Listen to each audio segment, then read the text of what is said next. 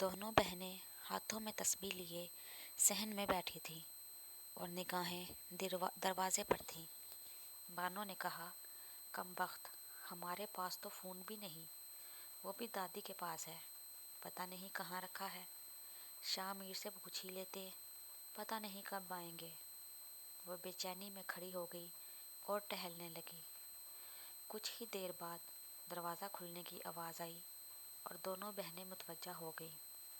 ایک ہاتھ میں دوائیوں سے بھرا شاپر اور دوسرا ہاتھ ویل چیئر پر رکھے وہ دادی اماں کو اندر لے کر آیا۔ وہ دونوں بھاگتی ہوئی گئیں اور دادی اماں کے ساتھ چپک کر زاروں کی طرح رونے لگ گئیں۔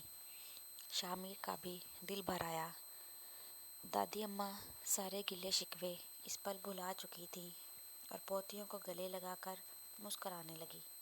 ٹھیک ہوں میں، اتنی جلدی کچھ نہیں ہوگا مجھے، تم دونوں کا ٹوکرا ابھی میرے سر پر ہے۔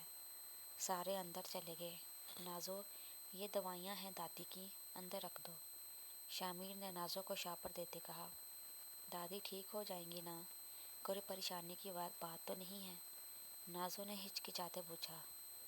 ارے نہیں، بس ٹانگ کا فریکچر ہے، ڈاکٹر نے کہا ہے جلد ٹھیک ہو جائے گا، بس احتیاط کرنی پڑے گی۔ اس نے اس بات میں سر ہلایا اور اندر کمرے میں چلی گئی۔ رات کو سب سو رہے تھے۔ وہ دھیمے قدموں سے چلتی کمرے کی طرف گئی اور ہلکا سا دروازہ کھول کر دیکھا تو دادی گہری نیند سو رہی تھیں۔ اس نے دروازہ آہستہ سے کھولا اور اندر داخل ہو گئی۔ وہ احتیاط برتتے دادی کے قدموں والی جگہ بیٹھ گئی اور سر رکھ کر رونے لگی۔ کچھ ہی دیر بعد وہ دادی سے مخاطب ہوئی۔ وہ جانتی تھی کہ وہ گہری نیند سو رہی ہیں، اس لیے وہ موقع تلاش کر کے ان سے وہ باتیں کرنا چاہتی تھی جو وہ ان کے سامنے نہیں کر سکتی تھی۔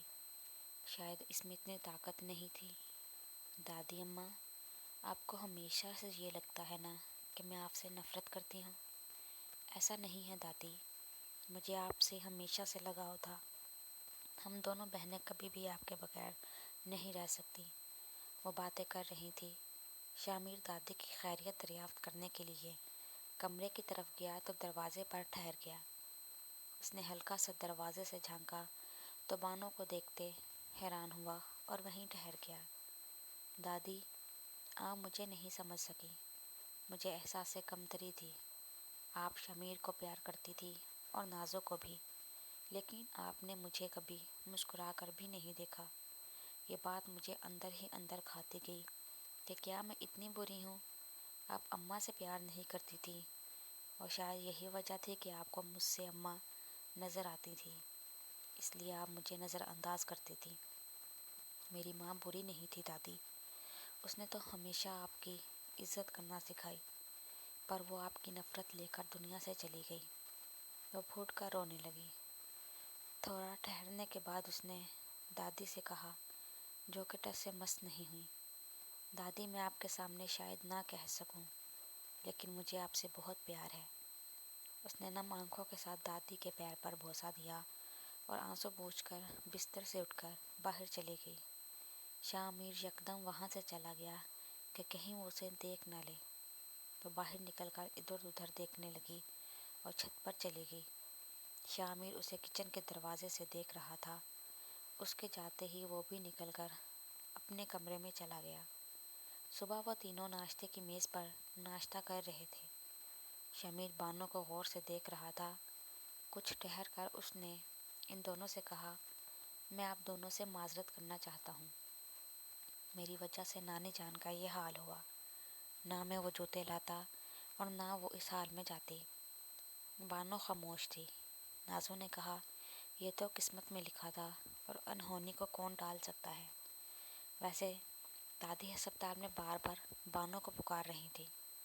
درد میں ہمیشہ وہ شخص یاد آتا ہے جو دل کے بہت قریب ہو۔ بانو یکدم اس کی طرف دیکھا اور پھر نظریں جھکا لی۔ شاہ میر اٹھ کر دادی کے کمرے کی طرف چلا گیا۔ کیسی طبیعت ہے اب آپ کی؟ اس نے دادی سے پوچھا۔ بہتر ہوں میرے لال، دادی نے ہلکا سا مسکرا کر کہا۔ رات کو گہری نیند میں تھی، آیا تھا میں آپ کو دیکھنے۔ ہاں شاید دوا کا اثر ہو۔ دادی نے مزید کچھ نہیں کہا اور نیچے دیکھنے لگی۔ شامیر کچھ دیر ان کو دیکھتا رہا اور رک کر بولا، آپ جاگ رہی تھی نا جب وہ آئی تھی؟